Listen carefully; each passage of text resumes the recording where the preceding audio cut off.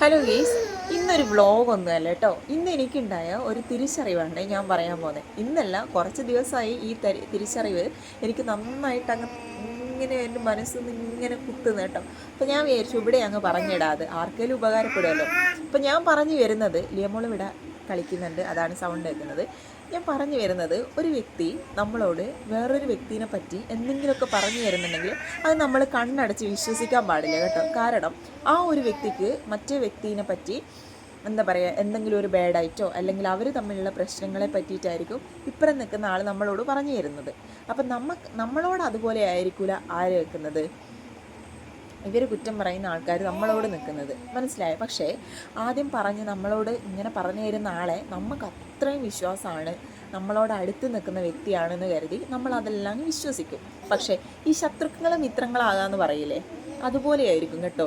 പിന്നെ ഈ ഇവിടെ നിന്ന് അവരെ പറ്റി കുറ്റം പറഞ്ഞ ആൾ നമ്മളെപ്പറ്റിയും കുറ്റം പറയും, നമുക്കൊരു ഉപകാരത്തിനും കൊള്ളത്തുമില്ല. അങ്ങനെയാവേ. അപ്പോൾ ഇത് ഞാൻ എൻ്റെ അനുഭവത്തിൽ നിന്ന് പറഞ്ഞ കാര്യമാണെങ്കിലും ആർക്ക് ഹേർട്ട് ചെയ്താൽ എനിക്ക് പുല്ല. അങ്ങനെ ഹേർട്ട് ചെയ്യുന്നുണ്ടെങ്കിൽ ഞാൻ എപ്പോഴും പറയുമ്പോൾ തന്നെ, നമുക്ക് ഒരു കാര്യം ഒരാൾ പറഞ്ഞിട്ട് നമുക്കത് പേഴ്സണലി ഹേർട്ട് ചെയ്യുന്നുണ്ടെങ്കിൽ ഓർക്കുക, അത് നിങ്ങൾ ചെയ്തത് കൊണ്ടാണ് നിങ്ങൾക്ക് ഹേർട്ട് ചെയ്യുന്നത്, അല്ലേ? എന്താ മോളെ? ഹേർട്ട് ചെയ്യുന്നത് അല്ലേ?